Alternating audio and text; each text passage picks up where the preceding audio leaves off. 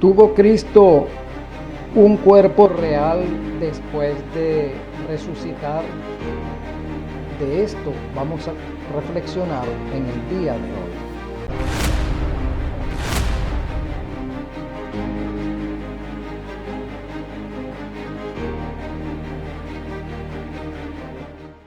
Bienvenidos mis amados nuevamente a este tu canal, el canal de la reflexión espiritual AD Séptimo.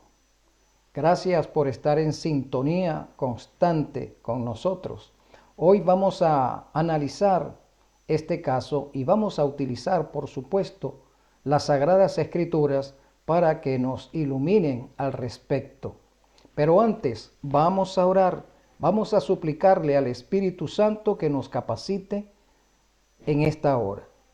Bendito Consolador, nuevamente, Señor, te invitamos a que tomes el control de este estudio, de nuestras mentes y corazones, de nuestros sentimientos, Señor, de nuestra facultad de analizar y de reflexionar.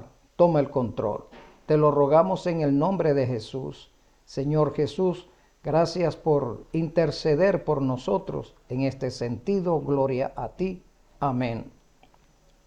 Bien, mis amados, vamos a buscar en el libro de San Lucas, el capítulo 24, los versículos 36 al 43. El subtítulo de este párrafo es Jesús aparece a los discípulos. Mientras ellos aún hablaban de estas cosas, ¿de qué cosas estaban ellos hablando? De lo que había sucedido con Jesús, de los últimos acontecimientos políticos y religiosos que estaban sucediendo en ese momento. De eso ellos estaban hablando. De cómo Pilato llevó a Jesús siendo inocente, reconociendo que era inocente, lo entregó en las manos del poder religioso de su tiempo. De cómo el poder religioso, que debía estar preocupado por la salvación de la nación y reconocer al Mesías, el poder religioso lo había despreciado y había pedido al poder político que lo crucificara y que soltara en su lugar a un delincuente, a un terrorista, a un asesino, en vez de soltar a un inocente. De todas estas cosas y muchas más, seguramente los discípulos estaban conversando, y Lucas nos lo refiere aquí. Jesús se puso en medio de ellos y les dijo: paz a vosotros. Jesús les dijo: Shalom. Así es, amado. Entonces ellos estaban conversando, analizando todos estos aspectos, y Jesús se les apareció de repente. Interesante. Jesús no tocó puertas. Jesús no atravesó por una puerta. El texto solo nos dice que Jesús se les apareció. Entonces, espantados y atemorizados, pensaban que veían a un espíritu. Sí, los discípulos se sorprendieron al ver a esta figura que se les había aparecido sorpresivamente en el lugar de reunión. Y pensaron: es un espíritu. Eso significa que los hebreos antiguos tenían conocimiento o sabían diferenciar lo que era un espíritu de un ser humano. ¿Qué era lo que los diferenciaba a estos dos entes? El ser humano tiene carne y hueso, sangre, etcétera. Es palpable, es visible. Y los espíritus no tienen carne y sangre. No son visibles para nuestra dimensión después del pecado o cuando entró el pecado. Pero los discípulos, aún entendiendo esto, se sorprendieron y pensaron que era un espíritu que se les había aparecido. Pero él les dijo: ¿por qué estáis turbados y vienen a vuestro corazón estos pensamientos? Mirad mis manos y mis pies, que yo mismo soy. Palpad y ved, porque un espíritu no tiene carne ni huesos, como veis que yo tengo. Entonces Jesús les está diciendo: un espíritu no tiene carne y hueso, porque carne y hueso está referido es a los seres humanos, a los que fuimos creados del polvo de la tierra.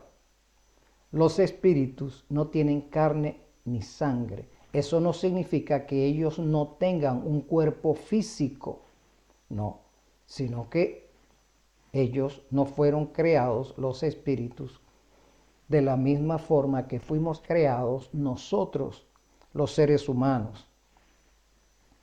El texto nos sigue diciendo: porque un espíritu no tiene carne ni huesos, como veis que yo tengo. Y diciendo esto, les mostró las manos y los pies. Y como todavía ellos de gozo no lo creían, lo habían reconocido, pero estaban tan sorprendidos y tan llenos de gozo que no daban crédito a lo que estaban viendo. ¿Qué estaban viendo? Al maestro. Estaba frente a ellos. Después de haber llorado, después de haberse angustiado por todo lo que había pasado con Jesús, pensando que no lo verían más, llorando porque pensaban que se había acabado la esperanza que Jesús les había transmitido durante esos 3 años y medio, ahora se sorprenden. Si está vivo, está aquí. Y estaban llenos de gozo, pero no podían dar crédito a lo que veían. Y como todos ellos de gozo no lo creían y estaban maravillados, les dijo: ¿tenéis aquí algo de comer? Entonces le dieron parte de un pez asado y un panal de miel. Y él lo tomó y comió delante de ellos. Y les dijo: estas son las palabras que os hablé cuando aún con vosotros estaba, que era necesario que se cumpliese todo lo que está escrito de mí en la ley de Moisés, en los profetas y en los salmos. Así que Jesús entiende su sorpresa y les dijo: de esto es que yo les hablaba. No solamente que yo me les iba a aparecer, sino que les había hablado de todo lo que iban a acontecer en el mundo político y religioso contra mí. Yo se los había alertado a ustedes. Y aún habiéndolo alertado, ustedes no lo entendieron o no quisieron entenderlo, no quisieron aceptarlo y quedaron sorprendidos por eso. Y ahora se sorprenden aún más al verme frente a ustedes. Así que Jesús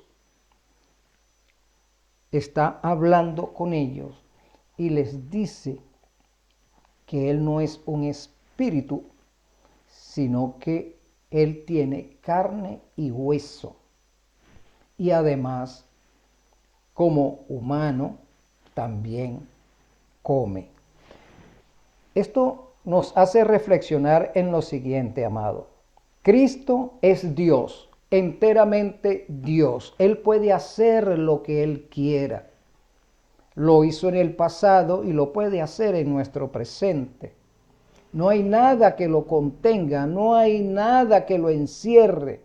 Él es omnipotente, omnipoderoso, omnisciente, omnisapiente. Eso es Cristo, el Verbo encarnado. Y una vez que resucita con un cuerpo glorioso, pero aún así, Él se presenta a los discípulos como un ser humano semejante a ellos, con carne y hueso. De manera que, pensando en lo que les acabo de decir, que era poderoso y que Él puede hacer lo que quiera porque es soberano y no hay nada que lo contenga porque es Dios, Él podía presentárseles con un cuerpo humano. Aunque después se deshiciera de eso, tal vez porque San Pablo dice que Dios le da un cuerpo como quiere. Hay cuerpos celestiales y cuerpo terrenal. Pero no vamos a ampliar este hecho porque ya lo hablamos en otro programa. Pero sigamos adelante en esta pregunta de si Cristo tenía un cuerpo real, realmente humano. Recordando que Cristo es 100%, o fue en su tiempo, cuando encarnó, tomó un cuerpo 100% humano. Tenía hormonas, tenía los aspectos químicos en su ser, tenía sangre, ¿verdad? Uñas, cabello, 100% humano. Eso no significa que los espíritus no tengan cabello y uñas. No, eso no es lo que estoy diciendo. Pero tenemos que hacer la diferencia entre lo que es un cuerpo espíritu y un cuerpo humano. Los dos tienen su propio cuerpo. Y como dije al comienzo, los espíritus están en una dimensión diferente a la nuestra. No podemos verlos ni tocarlos por causa del pecado. En este caso, los espíritus malignos también presentan esta situación. Tienen un cuerpo físico, pero no material como el nuestro. Pero antes que ellos cayesen, también Adán y Eva podían verlos y tocarlos, así como también podían ver y tocar a nuestro Dios, a las tres personas de la divinidad. Ellos comulgaban con ellos, tenían esa facultad, no habían caído en pecado, por eso es que no se había roto la comunicación, la armonía que existía en nuestras dimensiones. Muy bien, vamos a seguir adelante a ver qué otra cosa nos dice las Sagradas Escrituras. Hay tres pruebas positivas de que Jesús tuvo un cuerpo real. Eso quiere decir también que los espíritus tienen un cuerpo real, así como real lo tenemos nosotros. Nosotros somos material y ellos son espíritus. Primero, los discípulos lo vieron.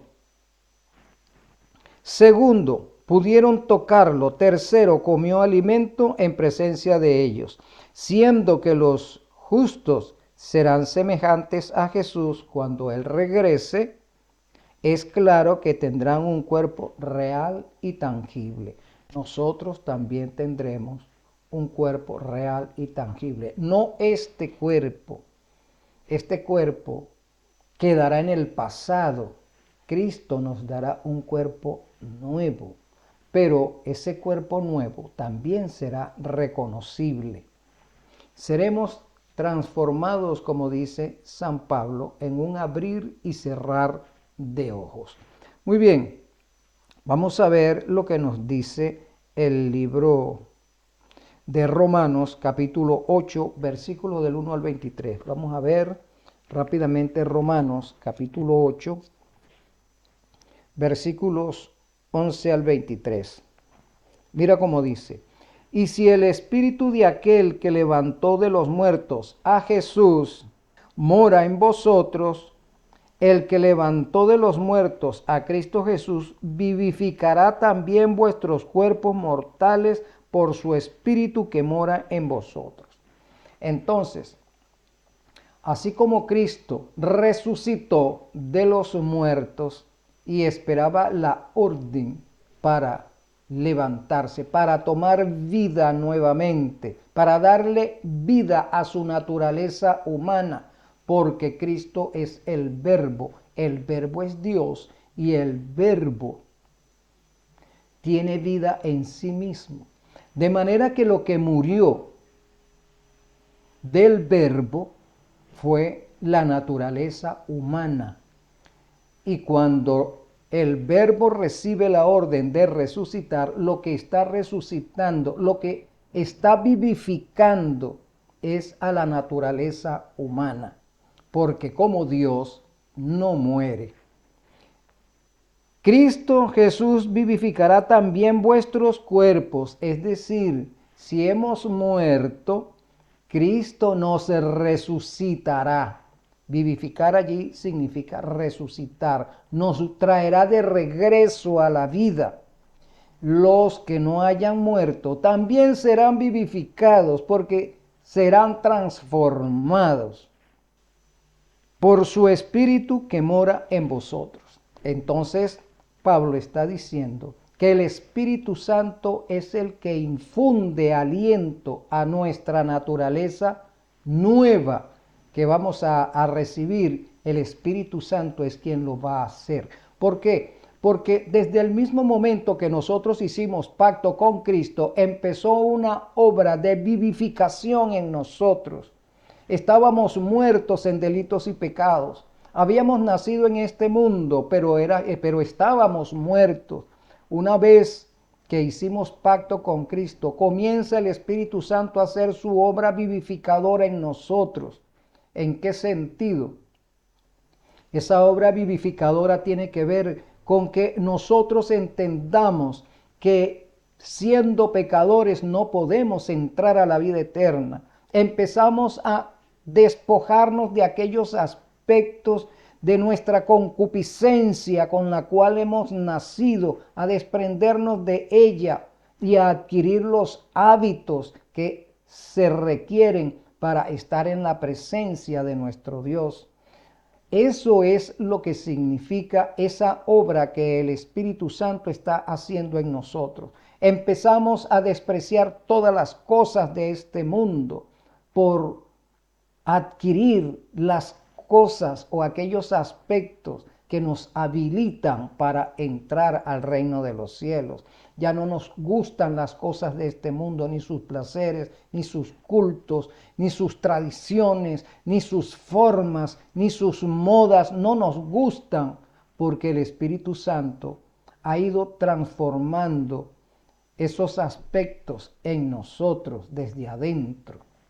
Así que cuando Cristo venga, el Espíritu Santo que ya mora en nosotros concluirá la obra transformadora, dándonos ahora un cuerpo realmente nuevo. Ya teníamos un carácter nuevo, porque cuando Cristo venga, ya nuestro carácter debió haber sido transformado totalmente, quedando solamente por transformar el aspecto físico. El Espíritu Santo entonces concluirá la obra de transformación dándonos un cuerpo físico nuevo, porque ya nuestro hombre espiritual, nuestro carácter ha sido transformado y refleja el carácter de Cristo.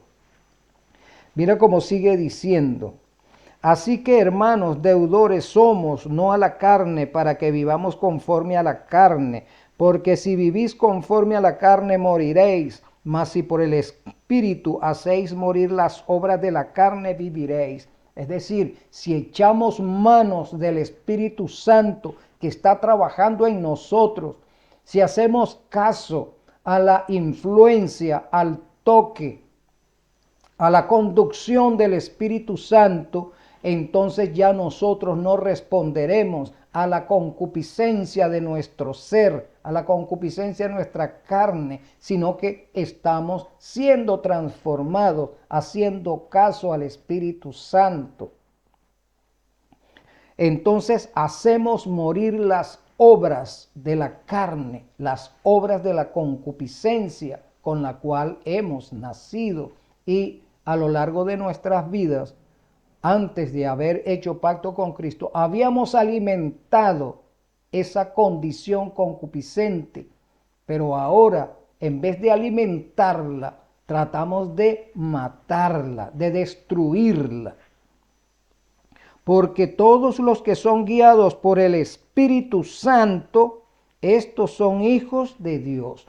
Todos los que son guiados por el Espíritu de Dios, el Espíritu de Elohim, el Ruach HaKodesh, todos los que somos guiados por el Ruach de Elohim, entonces somos llamados hijos de Elohim, hijos de Dios. Pues no habéis recibido el espíritu de esclavitud para estar otra vez en temor, sino que habéis recibido el espíritu de adopción por el cual clamamos Padre. Entonces, nosotros, cuando hacemos pacto con Cristo y nos dejamos guiar y transformar por el Espíritu Santo, dice el texto, ya no respondemos a las motivaciones carnales. Cuando dice allí espíritu de esclavitud, se está refiriendo a nuestra condición carnal, a nuestras motivaciones carnales naturales. Ya no respondemos a esas motivaciones, ya no somos esclavos de nuestra concupiscencia, sino que hemos recibido espíritu de adopción, hemos recibido condición de hijos adoptivos, hemos recibido nuevas motivaciones, ¿verdad? Cuando dice allí espíritu de adopción significa motivación nueva, transformación hemos recibido de adopción, es decir, la deidad nos recibe como hijos adoptados, porque nos han limpiado, nos han transformado, han batallado con nosotros o nosotros hemos batallado con el Espíritu Santo en función de esa adopción, de ser llamados hijos de Dios legalmente. El Espíritu mismo da testimonio a nuestro espíritu de que somos hijos de Dios. El Espíritu Santo testifica. ¿Por qué? Porque Él ha hecho la labor.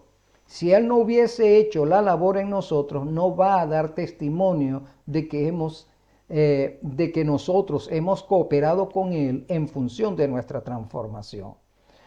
Eso es lo que nos está diciendo el texto. Por eso es que Él da testimonio, testifica ante el universo, ante las otras dos personas de la deidad y ante sí mismo, que somos hijos de Dios porque hemos dejado que Él nos transforme. Muy bien, eso nos lo dice el apóstol San Pablo. Entonces, así como Cristo fue reconocido después de haber pasado a través de la muerte, fue reconocido por sus discípulos, los justos también podemos esperar ser reconocidos físicamente, reconocidos cognitivamente. Un carácter nuevo también está implícito allí. Con ese carácter nuevo, aún así, vamos a ser reconocidos. Como dice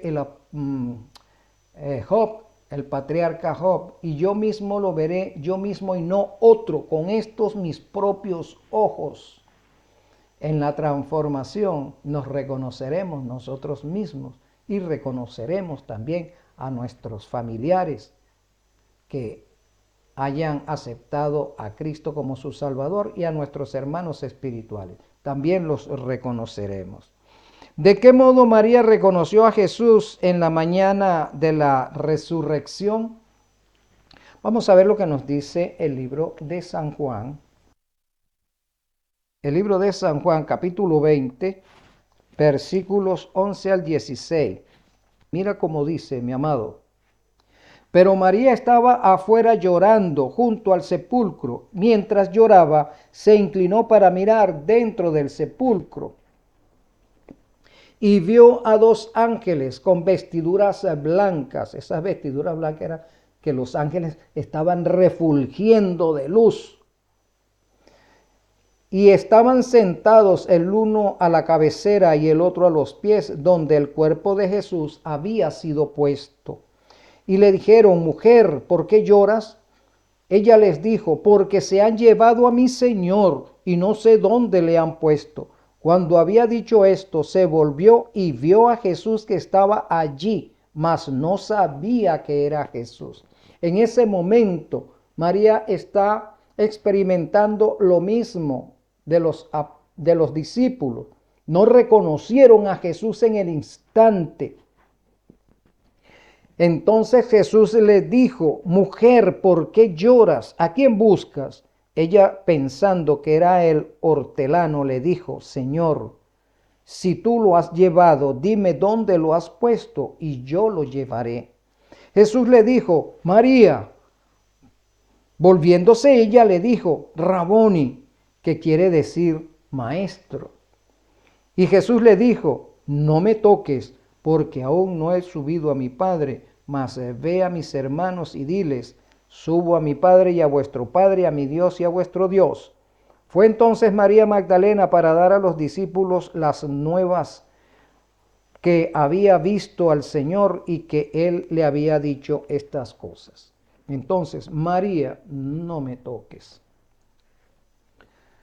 Jesús quería presentarse ante la deidad acabado de volver a la vida.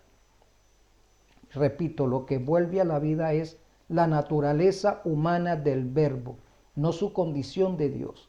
Su condición de Dios estaba allí, en el sepulcro, latiendo como Dios en un cuerpo o en una naturaleza humana que estaba muerta. Pero cuando Jesús resucita, lo que resucita es la naturaleza humana. Y esa naturaleza humana, Jesús, el Verbo encarnado, quiere presentarla ante las otras dos personas de la deidad. Por eso le dice: no me toques. Pero ya María lo había reconocido: Raboni, maestro. Eso significa que Jesús había vuelto en una forma real, tangible. Vamos a volver a leer eso. Y le dijo: mujer, ¿por qué lloras? Le dijo: porque se han llevado a mi Señor. Cuando había dicho esto, se volvió y vio a Jesús que estaba allí, mas no sabía que era Jesús. Eso significa también que alguna diferencia tenía que haber para que ella no lo reconociese inmediatamente. Jesús le dijo: mujer, ¿por qué lloras? ¿A quién buscas? Ella, pensando que era el hortelano, le dijo: si tú lo has llevado, dime dónde lo has puesto y yo lo llevaré. Jesús le dijo: María. Volviéndose ella le dijo: Raboni, que quiere decir maestro. Es decir, aquí María, el apóstol Juan dice: volviéndose ella. Quiere decir que María no estaba viendo totalmente a Jesús. Recordemos que ella lloraba, tenía los ojos llenos de lágrimas, estaba afligida, acongojada. Así que estaba hablando con Jesús, pero realmente no lo reconocía porque no lo estaba mirando directamente. Pero Jesús la llama por su nombre y ella reconoce el timbre de la voz de Jesús y responde, volviéndose hacia donde venía la voz. Ella exclama: maestro. Allí le reconoce. No me toques. Me imagino que María trató inmediatamente de agarrarlo, de tocarlo, de abrazarlo. Y Jesús le dijo: no me toques, porque aún no he subido a mi Padre y a vuestro Padre, a mi Dios y a vuestro Dios. Muy bien, Eso significa que Jesús estaba en forma personal allí, frente a María. Ahora vamos a ver qué otro texto podemos encontrar acá. ¿Cómo reconocieron los discípulos a Cristo? En Juan 20, 19, 20, vamos a ver cómo nos lo dice. Juan 20, 19. Cuando llegó la noche de aquel mismo día, el primero de la semana, es decir, ya era lunes, cuando Jesús se les presentó a los discípulos, el primero de la semana, estando las puertas cerradas en el lugar donde los discípulos estaban reunidos, por miedo de los judíos, vino Jesús y puesto en medio les dijo, paz a vosotros, les dijo shalom. Entonces estaban las puertas cerradas y Cristo se les apareció y se les colocó en el medio y los saludó. Si Cristo tenía un cuerpo real humano, ¿cómo atravesó las paredes? Interesante. Vuelvo y repito, Jesús es Dios y Él puede hacer lo que Él quiera. Con su cuerpo, en una teofanía, tal vez, como Él quiera, Él puede hacerlo porque es Dios. Si Él quería que lo tocaran, lo tocan. Si Él quería que lo vieran, lo ven. Eso realmente es lo que debe importarnos, que Cristo es Dios y Él puede hacer lo que Él quiera y como quiera. Fíjate, y cuando les hubo dicho esto, les mostró las manos y el costado, y los discípulos se regocijaron viendo al Señor. Entonces Jesús les dijo otra vez, paz a vosotros, como me envió el Padre, así también os envío. Habiendo dicho esto, sopló y les dijo, recibid al Espíritu Santo. A quienes remitiereis los pecados les son remitidos, y a quienes se los retuviereis les serán retenidos. Entonces Jesús se les presenta. Nosotros como humanos, con la materia nuestra, no tenemos esa facultad de atravesar paredes. Los espíritus tienen esa facultad. Pero Cristo ha resucitado con un cuerpo glorioso, significa que ha reasumido su condición de Dios y como Dios puede atravesar paredes, puede desplazarse en el universo a la velocidad de la luz o más rápido que la velocidad de la luz. Puede retener un cuerpo y deshacerse de él cuando quiera, como quiera, porque es Dios. De manera que los discípulos están viendo y tocando lo que Dios quiere que ellos vean y toquen. Que ellos experimenten la grandeza y el poder de nuestro Dios y Salvador Jesucristo, el Verbo encarnado.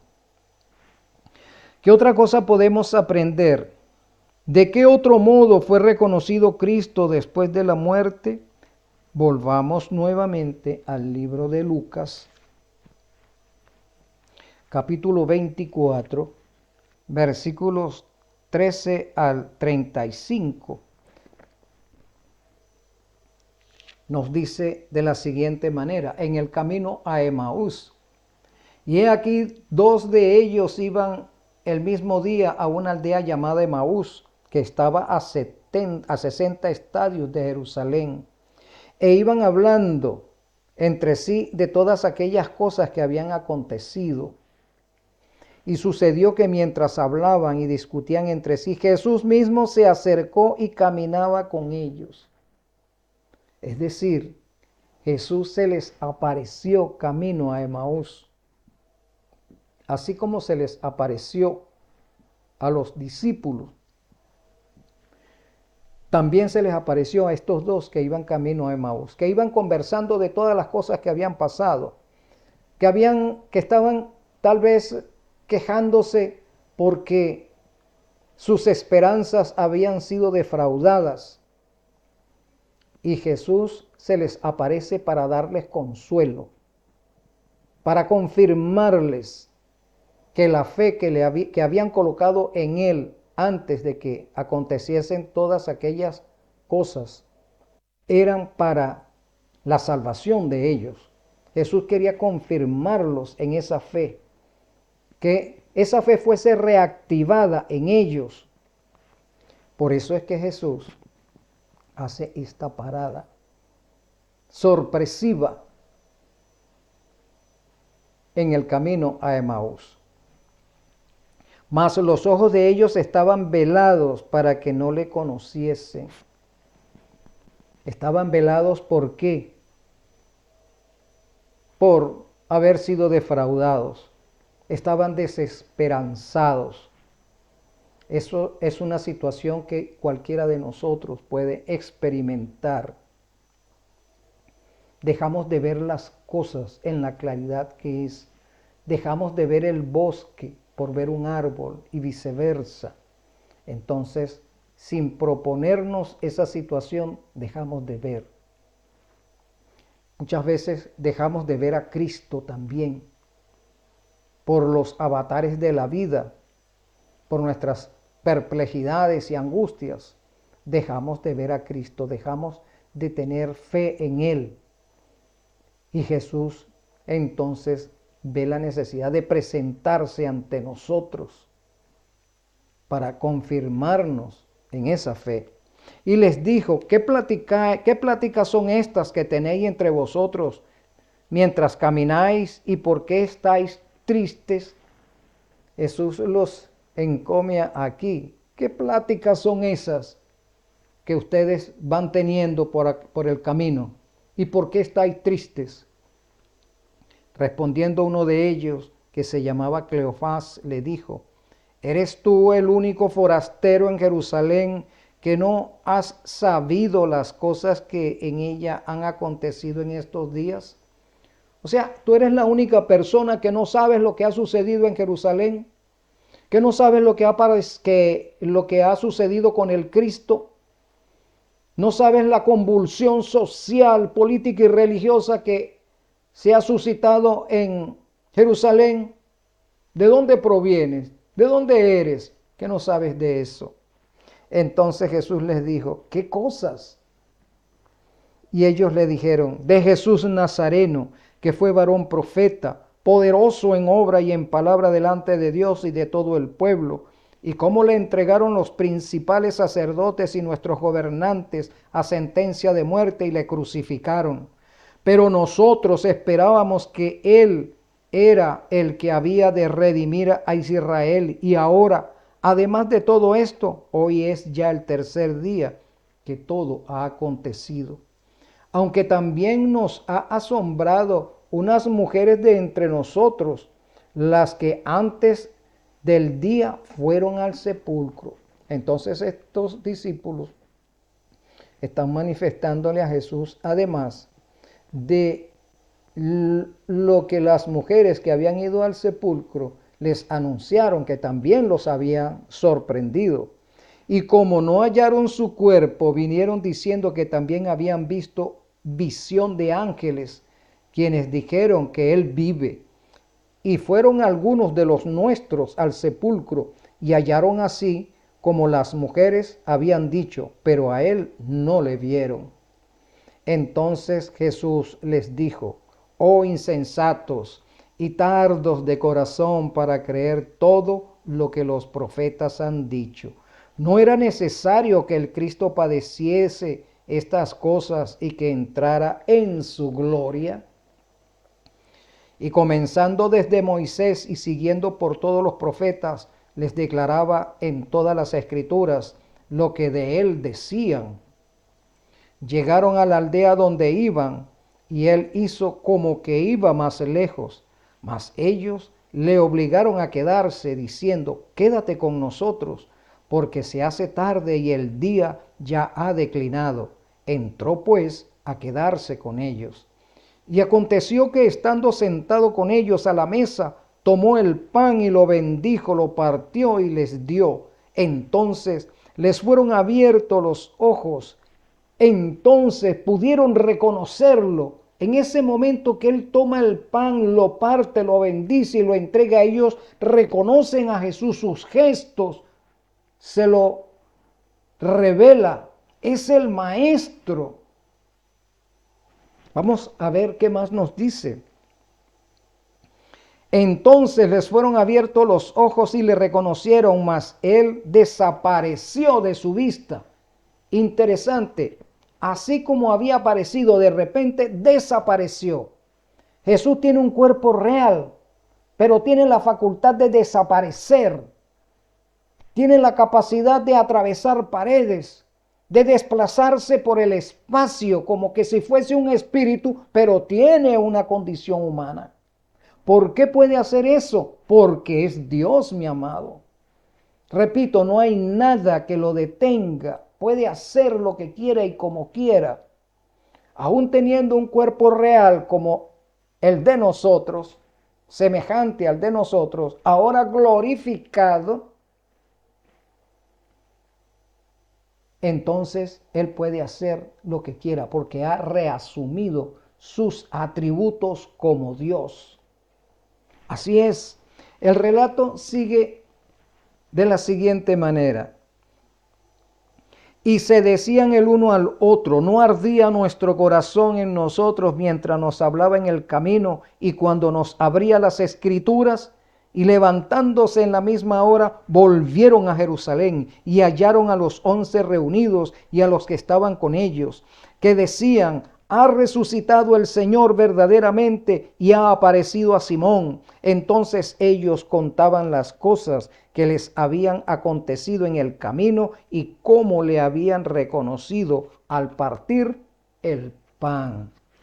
Reconocieron a Jesús. Algunas veces, como dije anteriormente, dejamos de ver a Jesús y no lo reconocemos en nuestro avatar diario, en nuestra rutina, por X motivo de tragedia o de angustia, dejamos de reconocerlo, que Él ha andado con nosotros durante largo tiempo.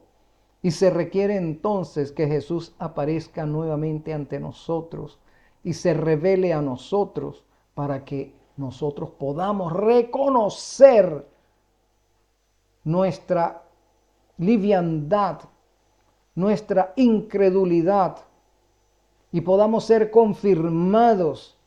Jesús hace todo eso. Sí, amado.